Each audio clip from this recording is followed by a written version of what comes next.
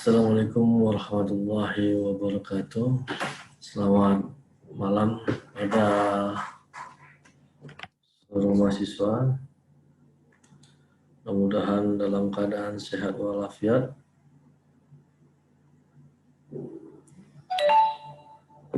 Jalankan aktivitas sehari-hari walaupun masih dalam situasi pandemi. Kita berdoa bersama supaya pandemi ini bisa berakhir dan kita bisa tatap muka untuk perkuliahannya.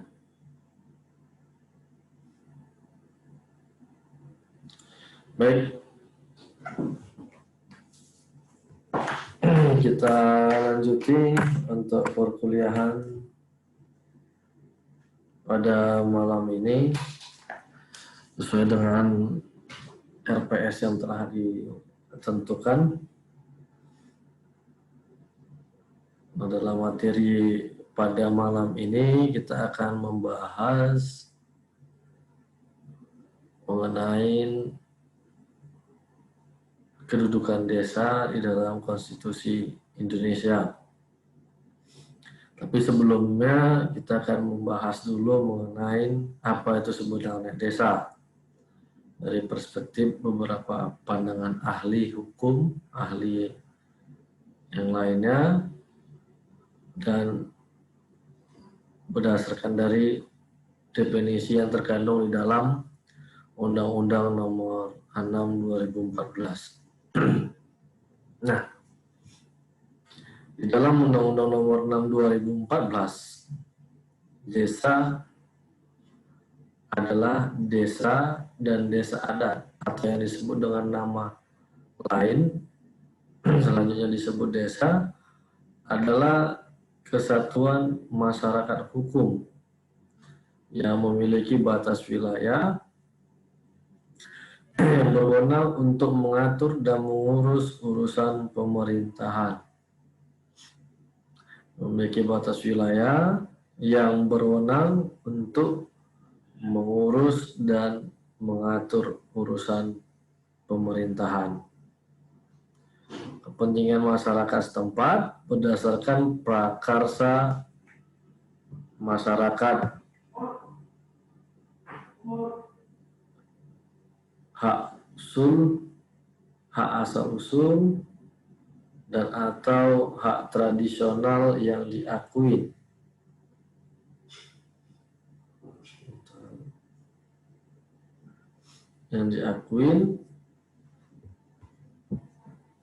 Dihormati dalam sistem pemerintahan negara Kesatuan Republik Indonesia.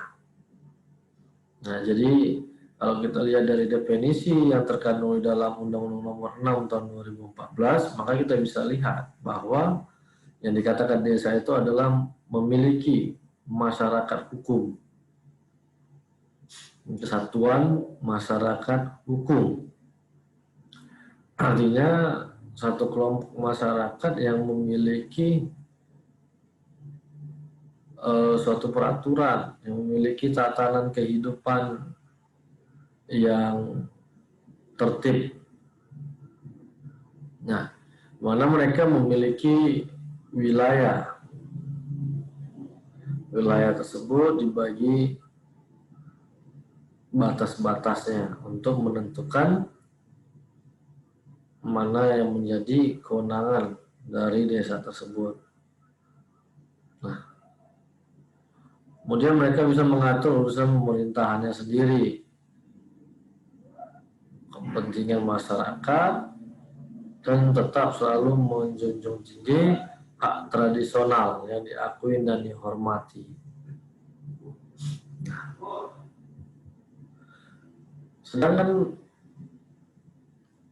pengertian desa menurut para ahli, saya ada ambil beberapa ahli.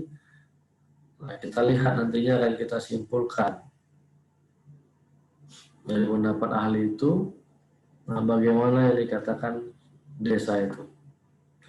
Desa adalah suatu kesatuan masyarakat berdasarkan adat dan hukum adat yang menetap dalam suatu wilayah yang tertentu batas-batasnya.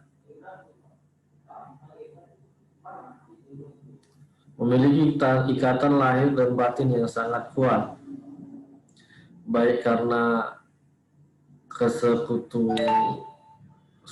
baik karena satu keturunan maupun karena sama-sama memiliki kepentingan politik, ekonomi, sosial, dan keamanan. Memiliki susunan pengurus yang dipilih bersama, memiliki kekayaan dalam jumlah tertentu, dan berhak menyelenggarakan urusan rumah tangga sendiri.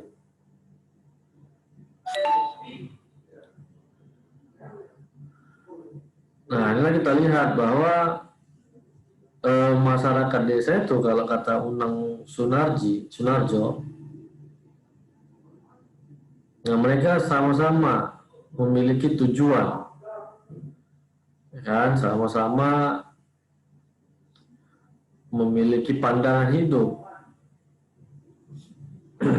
memiliki ikatan lahir dan batin, kemudian membentuk satu tatanan masyarakat hukum tadi yang mengacu kepada adat maupun hukum adat. Nah, inilah menunjukkan bahwa adanya sebuah perkampungan yang disebut dengan desa. Nah, kemudian Rifki Siddiq mengartikan bahwa desa adalah suatu wilayah yang mempunyai tingkat kepadatan rendah yang dihuni oleh penduduk dengan interaksi sosial yang bersifat homogen, bermata pencaharian di bidang agraris, serta mampu berinteraksi dengan wilayah lain di sekitarnya. Jadi dia katakan bahwa suatu desa itu memiliki masyarakat yang sedikit, tidak ramai. Nah, kemudian interaksi sosial, hubungan antara satu dengan yang lainnya, kemudian hubungan dua arah, ini bersifat homogen. Yang artinya bahwa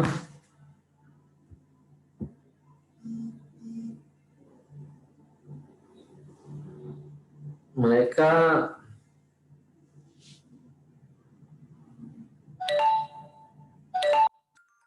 memiliki sistem kekerabatan yang sangat kuat. Nah, lain pula dari Anderson. Anderson mengatakan bahwa desa adalah suatu tempat yang memiliki jumlah penduduk paling sedikit 2.500 jiwa. Nah, sama kan dengan si Siddiq tadi, namun Anderson menyebutkan jumlah desa itu hampir rata-rata adalah 2.500 jiwa. Nah, yang ini juga bisa dilihat dari pengertian desa yang disampaikan oleh Paul, di mana Paul mengatakan bahwa desa adalah suatu wilayah yang jumlah penduduknya kurang dari 2.500 jiwa dengan ciri-ciri yang pertama, mempunyai pergaulan hidup yang saling mengenal antara ribuan jiwa. Ada pertalian perasaan yang sama tentang kesukuan terhadap kebiasaan. Cara berusaha adalah agraris yang paling umum, yang sangat dipengaruhi alam sekitar seperti iklim, keadaan alam, kekayaan alam, sedangkan pekerjaan yang bukan agraris adalah bersifat sambilan. Nah, artinya Dari Anderson dan Paul, kita bisa melihat bahwa sistem kekerabatan yang terjadi di masyarakat desa jauh lebih akrab, lebih peduli daripada dari masyarakat kota. Kenapa? Karena mereka menyadari adalah satu bagian yang tak terpisahkan di dalam satu kelompok masyarakat. Jadi, ya ketika satu anggota masyarakat mengalami kesulitan, maka anggota lainnya pasti akan merasakan kesulitan yang dialami oleh anggotanya tadi. Nah, ini bisa terjadi kenapa? Karena adanya tadi hubungan batin, jasmani, maupun rohani yang dikuatkan dalam pertalian perasaan yang sama. Nah, sehingga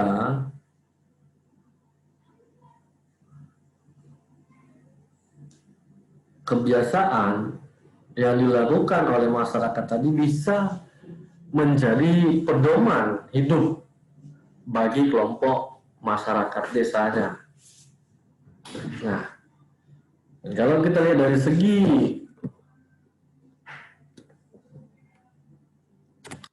mata pencaharian, rata-rata masyarakat desa itu adalah di sektor pertanian yang sumber daya ataupun untuk memenuhi kebutuhan hidupnya tergantung kepada alam. Nah, misalnya dengan bercocok tanam dan sebagainya. Jadi masyarakat desa ini kalau kita lihat lebih memperhatikan kondisi alam. Kenapa? Karena mereka berpatokan ataupun bertumpu kepada kondisi alam, kepada sumber daya alam yang ada.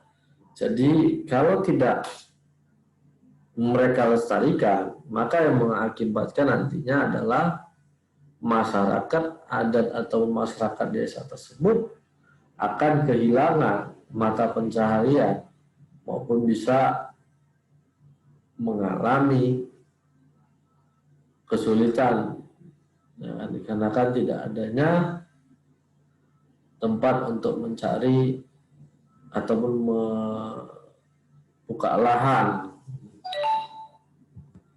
Nah,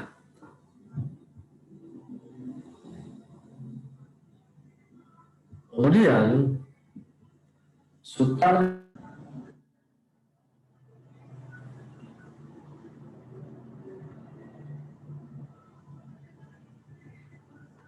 area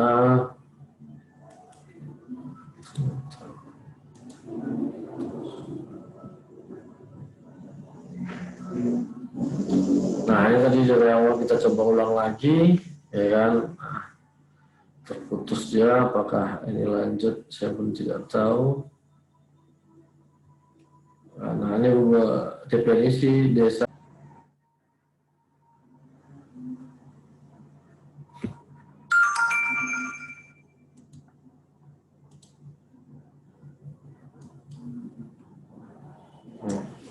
Sepertinya jaringan kurang bagus, di materinya agak terputus-putus.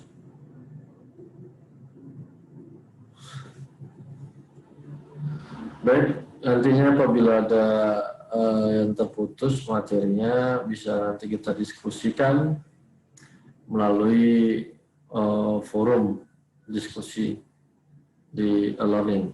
Nah, jadi desa bisa kita lihat bahwa merupakan masyarakat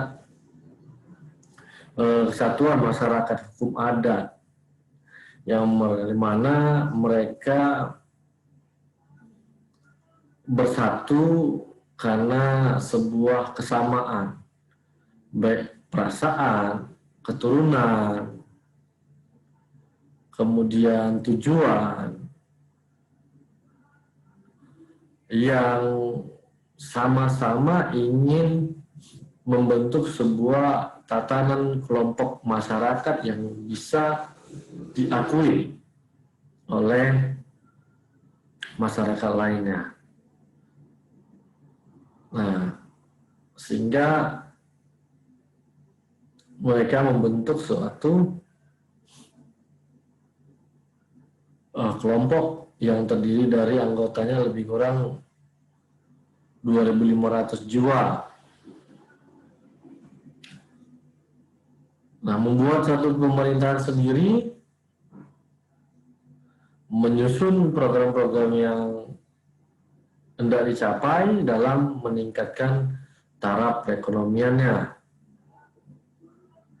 Nah, kemudian rata-rata masyarakat desa ini adalah berpangku kepada sektor pertanian.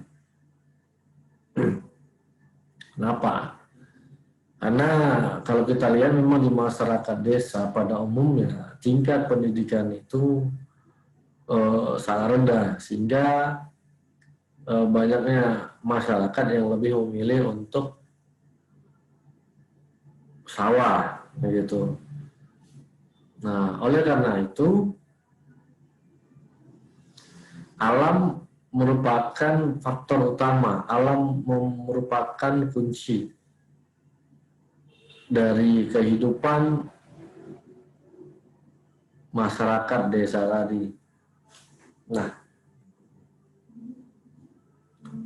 kemudian Sutarjo Kartohadikusumo mengatakan bahwa desa adalah kesatuan hukum, tempat tinggal suatu masyarakat yang berhak menyelenggarakan rumah tangganya sendiri, merupakan pemerintahan terendah di bawah camat.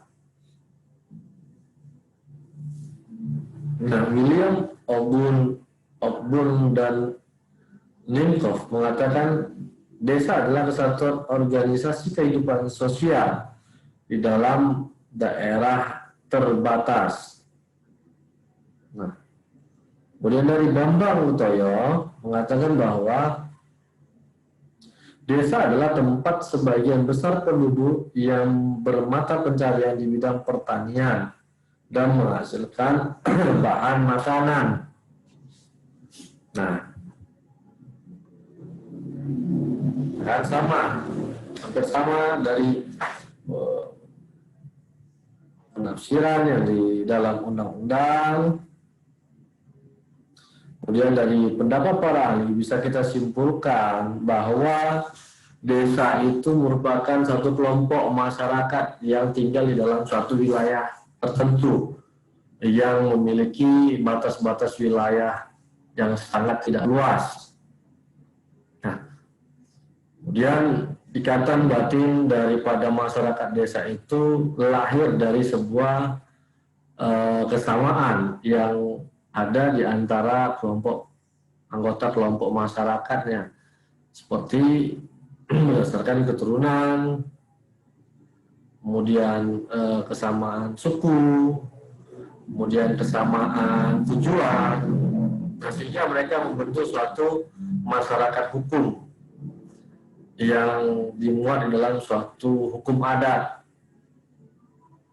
Nah, atau membuat suatu kebiasaan yang nantinya pada akhirnya menjadi sebuah hukum bagi kelompok masyarakat tersebut saja. Nah, kemudian masyarakat desa ataupun desa ini seluruh masyarakatnya berpangku kepada kondisi alam. Mengingat mata pencarian mereka adalah bertani. Nah, demikian ya. Bagaimana unsur daripada desa itu? Kita bisa lihat, yang dikatakan sebagai desa apabila memiliki satu daerah, kemudian penduduk dan tata kehidupan. Nah, daerah itu dimaksudkan adanya luas wilayah, batas wilayah, letak geografisnya. Nah, sehingga nantinya tidak menimbulkan sebuah konflik apabila ada yang mengklaim wilayah tersebut adalah wilayah miliknya. Nah, sehingga harus ada batas-batas di dalam desa tersebut, batas-batas tanahnya. Kemudian adanya penduduk meliputi jumlah, pertambahan, kepadatan, rasio jenis kelamin, kompetensi penduduk, persebaran dan kualitas penduduknya. Nah, ada penduduk, ada masyarakat. Kemudian ada tatanan kehidupannya yang berkaitan erat dengan ada istiadat, norma, dan aspek budaya lainnya. Nah, jadi suatu desa itu wajib memiliki budayanya masing-masing yang berbeda dari budaya lainnya. Maka dari itu, setiap budaya itu harus bisa dilestarikan agar bisa dipertahankan oleh keturunannya. Namun kalau kita lihat, seiring perkembangan zaman, budaya ini mulai tidak diminati oleh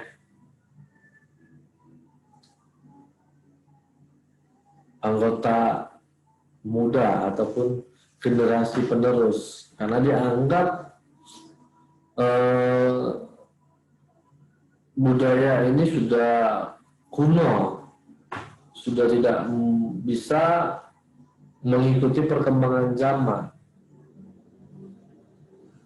Nah, sehingga tidak ada masalah kalau dia tidak masuk dalam struktur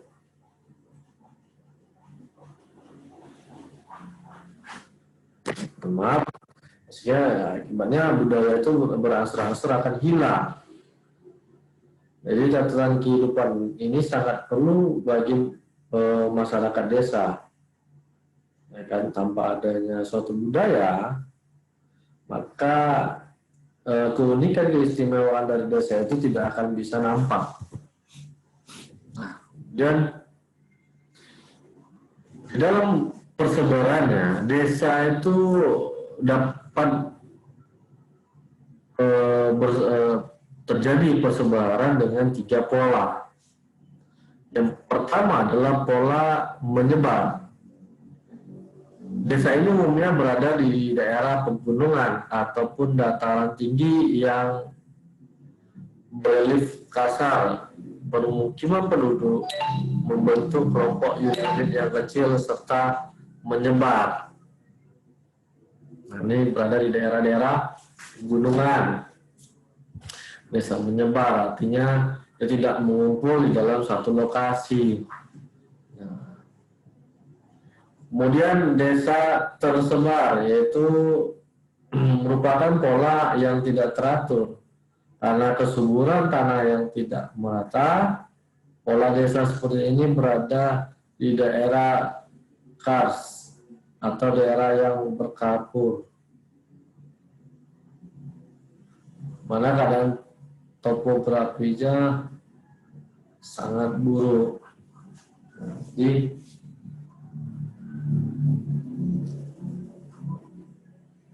di pola kehidupan, pola yang tidak teratur karena kesuburan tanah. Jadi bisa desa itu terdapat di daerah yang misalnya susah aksesnya, kemudian air minum bersihnya. Nah, ini dinamakan desa tersebar.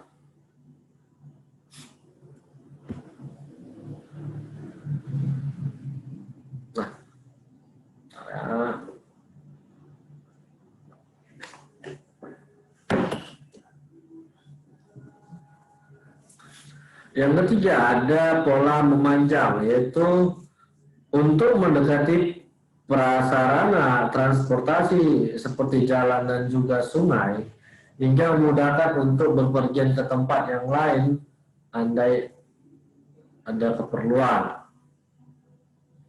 Selain itu, untuk memudahkan penyebaran barang atau jasa.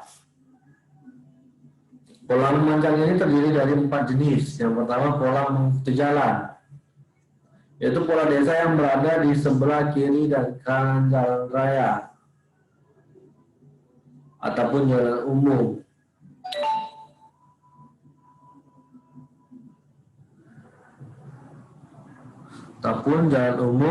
Pola ini banyak terdapat pada dataran rendah. Yang kedua, ada pola mengikuti pantai. Pada umumnya, pola desa ini adalah desa nelayan yang terletak di kawasan pantai yang landai. Kemudian ada mengikuti sungai. Pola desa ini bentuknya memanjang yang mengikuti bentuk sungai. Pada umumnya ada di daerah pedalaman. Kemudian mengikuti rel kereta api. Polanya terdapat di Pulau Jawa dan juga Sumatera. Dikarenakan penduduknya mendekati fasilitas transportasi. Nah, jadi ada pola yang mengikuti rel. Ya, jadi desanya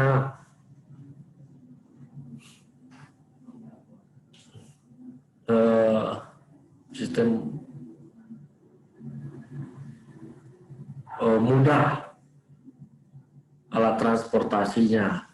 Jadi makanya dinamakan mengikuti rel. Nah, bagaimana desa dalam konstitusi Indonesia? Secara historis, desa sudah ada sebelum datangnya penjajah Belanda. Di Nusantara telah terdapat sistem ketatanegaraan dalam bentuk kesatuan perkampungan. Menurut Nasrum, desa di Indonesia telah ada sejak beratus-ratus tahun yang lampau. Nah, jadi sebelum Indonesia merdeka, bahkan sebelum Belanda masuk, desa di Indonesia itu sudah ada. Tadi saya katakan dia dalam bentuk masyarakat hukum adat. Nah, kemudian dalam sistem kekerabatannya monarki kan gitu. Nah, dari zaman ke zaman desa, nagari, marga ini ada dan tetap ada sampai dewasa ini. Majapahit telah hilang, demikian pun Sriwijaya, Aceh, Bugis, Minangkabau, Mataram dan sebagainya. Hindia Belanda, pendudukan Jepang telah lenyap, tetapi desa, nagari, marga itu tetap ada. Dari sejarah inilah sebagai bukti dapat diambil kesimpulan bahwa sesuatu negara akan tetap ada selama desa marga itu ada, asal negara itu sanggup menyatukan dirinya dengan desa dan marga itu. Nah, kalau kita lihat pada sejarah kemerdekaan Indonesia, bahwa perumusan desa itu telah terjadi di dalam rapat BPUPKI, Badan Penyelidik Usaha-Usaha Persiapan Kemerdekaan Indonesia, dan rapat Panitia Persiapan Kemerdekaan Indonesia, di mana rumusan awal terbentuknya bangsa Indonesia dimulai dalam perdebatan dalam sidang BPUPKI dan BPKI yang dibentuk pada masa penjajahan Jepang untuk mempersiapkan kemerdekaan Indonesia.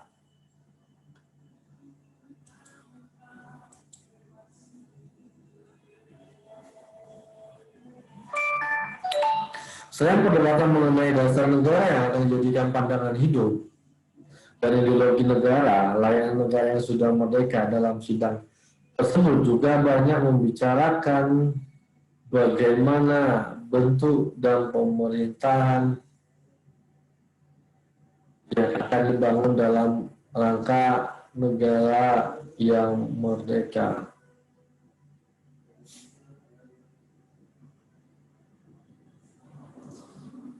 Kemudian dalam hal membicarakan tentang dasar negara, tak luput pula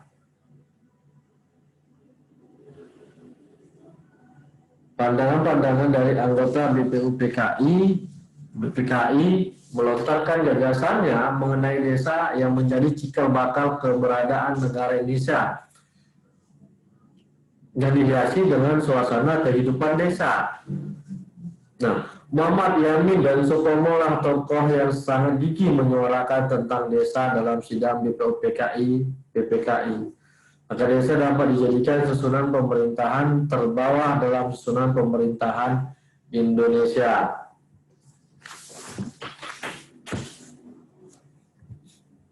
Nah, dalam pidatonya, Muhammad Yamin menyampaikan pandangan tentang paham negara bahwa negeri, desa, dan segala persekutuan hukum adat yang dibarui dengan jalan rasionalisme dan pembaruan zaman.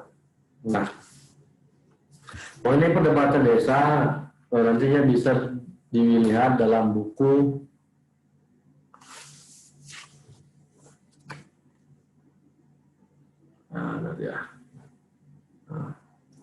Hukum Pemerintahan Desa.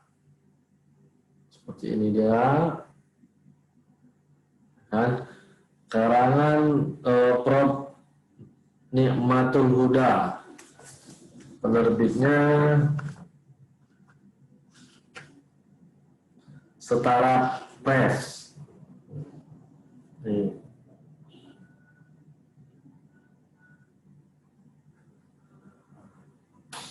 Oke, bisa saudara beli, terbilang yang belinya. Nah, di dalam bukunya ada 17 halaman membahas mengenai perdebatan perumusan daripada desa di dalam sidang BPUPKI. Muhammad Yamin menyampaikan bahwa persekutuan hukum adat yang dibarui dengan jalan rasionalisme dan pembaruan zaman dijadikan kaki susunan negara sebagai bagian bawah. Pandangan ini disampaikan Yamin setelah menguraikan beberapa paham yang harus ditolak oleh masyarakat Indonesia, dan pandangan yang disampaikan di atas merupakan salah satu paham yang harus diwujudkan. Selanjutnya pada tanggal 31 Mei 1945, Supomo memberikan pandangannya terkait dasar negara untuk negara Indonesia yang akan merdeka.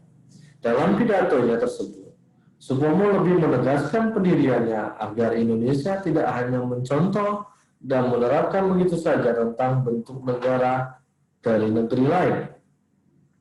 Karena pada dasarnya Indonesia mempunyai susunan tata negara yang asli. Nah, ini saya ada ambil penggalan daripada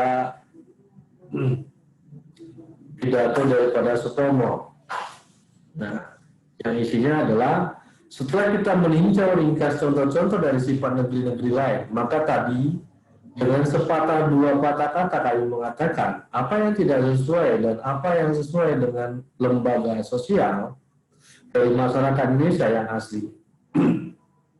Sebagaimana teman-teman telah mengetahui juga, struktur sosial yang asli tidak lain adalah ciptaan kebudayaan Indonesia, ialah buat aliran pikiran atau semangat kebangkitan bangsa Indonesia. Menurut sifat tata negara Indonesia yang asli, sampai sekarang masih dapat terlihat dalam suasana desa baik di Jawa maupun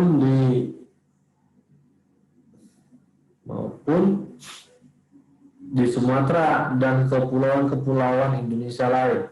Maka para pejabat negara senantiasa wajib memegang teguh persatuan dan keseimbangan dalam masyarakat.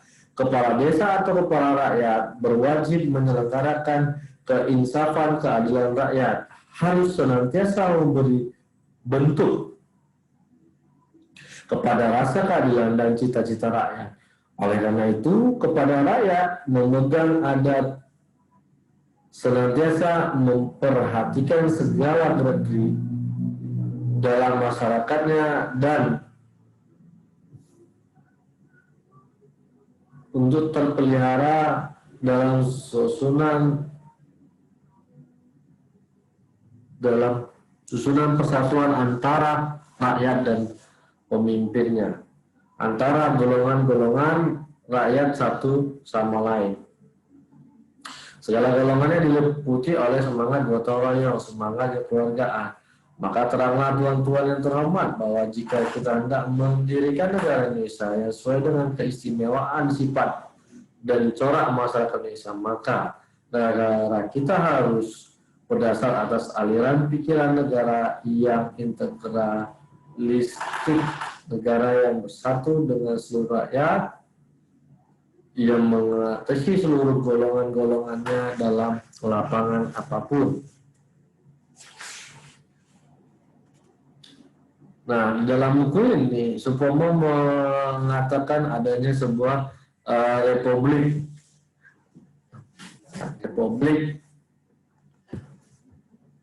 desa, mana menurut Supomo model negara dan pemerintahan ini Indonesia,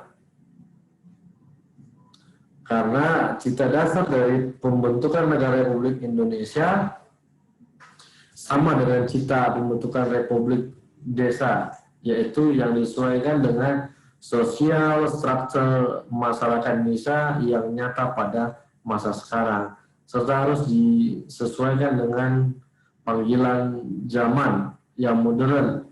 Maka kita harus membentuk bidang ketatanegaraan yang meliputi tata organisasi, tata jabatan, tata hukum, dalam arti himpunan tata hukum berdasarkan suatu sistem tertentu. Nah, melalui sudah disampaikan oleh kedua perancang Undang-Undang Dasar, maka dalam Undang-Undang Dasar 1945 diakui adanya pemerintahan daerah yang tersusun atas daerah-daerah.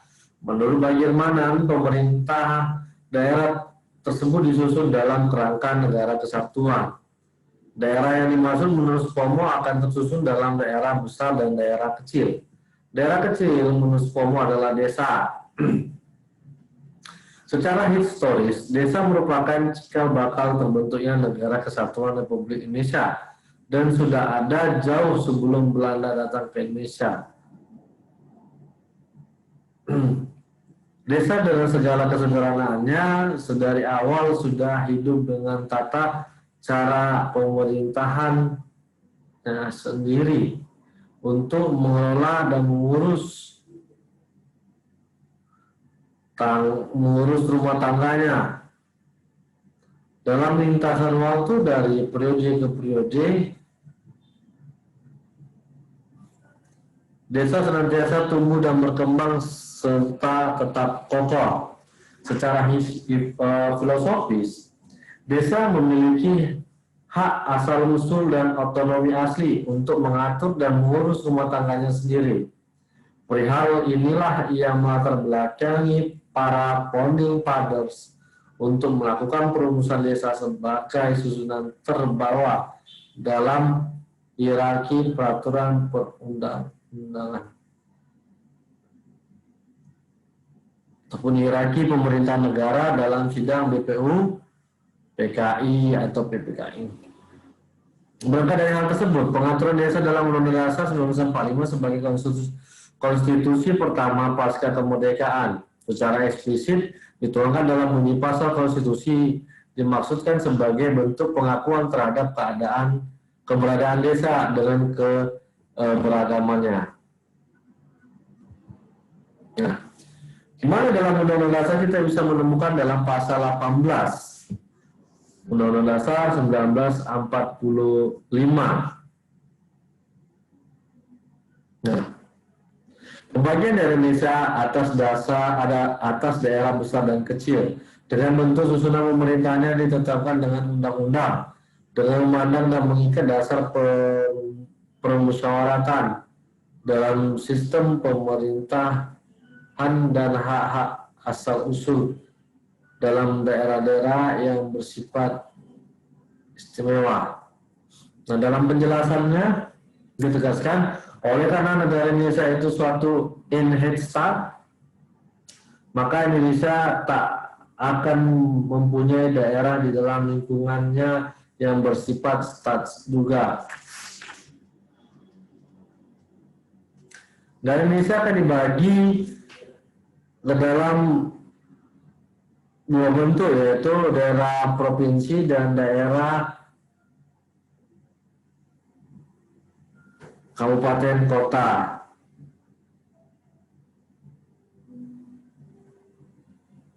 Nah, dalam penjelasan pasal di atas dikatakan bahwa oleh karena negara Indonesia suatu negara stat, maka Indonesia tak akan mempunyai daerah di dalam lingkungannya yang bersifat stat juga. Dan Indonesia akan dibagi dalam daerah provinsi dan daerah provinsi akan dibagi dalam daerah yang lebih kecil. Daerah-daerah itu bersifat otonom atau bersifat daerah administrasi belaka. Semuanya menurut aturan yang akan ditetapkan dalam undang-undang. Kalau ini pengaturan desa dalam konstitusi semakin mendapat tempatnya tatkala ditemukan fakta bahwa dalam perdebatan amandemen Undang-Undang Dasar 1945 khususnya pasal 18 yang terjadi pada tahun 2000 tidak disinggung masalah desa. Menurut ISRA, ada 4 persoalan utama yang dibahas terkait perubahan pasal 18. Yang pertama adalah pembagian wilayah negara, pemerintah daerah, hubungan pusat dengan daerah, dan masyarakat adat. Selain itu, terdapat suatu persoalan di luar substansi perubahan pasal 18, yaitu terjadinya pergeseran terhadap makna daerah istimewa. Nah, menurut bagian Manan, mengenai pasal 18 ayat 2, dimasukkan masyarakat hukum adat pada pasal 18B ayat 2 tersebut adalah masyarakat hukum yang berdasarkan hukum adat atau adat istiadat seperti desa, marga, nagari, gampong, menasa, hutan, negoriji, dan lain-lain. Dari pandangan tokoh tersebut di atas dapat dimaknai bahwa yang hendak dirumuskan dalam konstitusi hasil amandemen lebih difokuskan pada masyarakat hukum adat. Oleh karena itu, dapat dikatakan bahwa pasal 18B ayat 2 tersebut tidak dapat dimaknai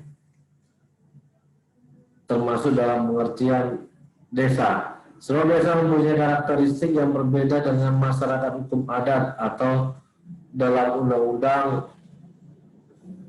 6 2014.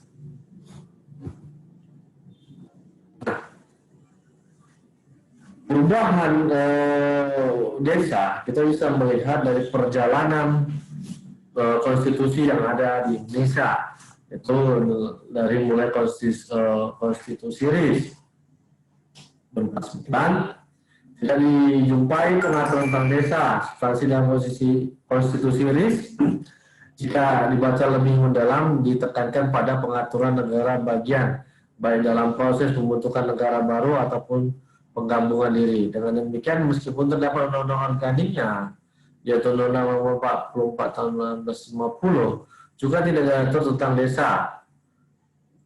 Kendatinya disebutkan adanya 2 atau 3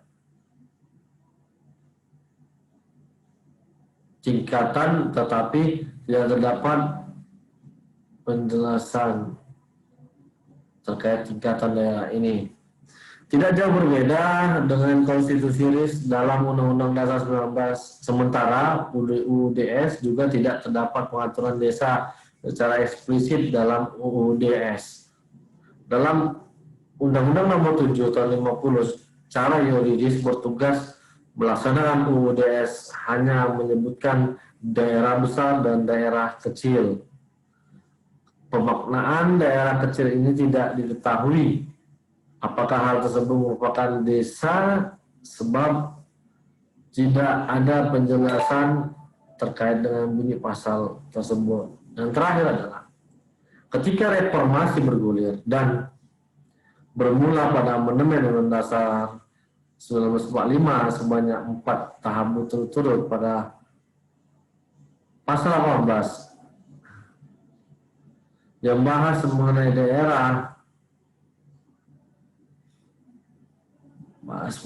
daerah juga tidak luput dari perubahan. Tepat pada tahun 2000 telah digulirkan perubahan terhadap pasal 18. Kendati demikian, perubahan ini belum mengusung desa untuk dimasukkan dalam satu pasal dalam bab 18 tersebut. Mulai akhirnya di tahun 2014 desa telah memiliki kedudukannya tersendiri yang diatur di dalam Undang-Undang Desa. Nah, untuk menunjukkan bahwa dari sejarah kita, negara kita tidak bisa hilang dari sebuah desa. Karena desa inilah yang merupakan cikal bakal lahirnya negara Kesatuan Republik Indonesia. Maka itu pemerintah telah mengakui beberapa hukum adat yang bisa digunakan oleh masyarakat desa tersebut. Ada misalnya di Tabau yang sudah diakui masyarakat desanya.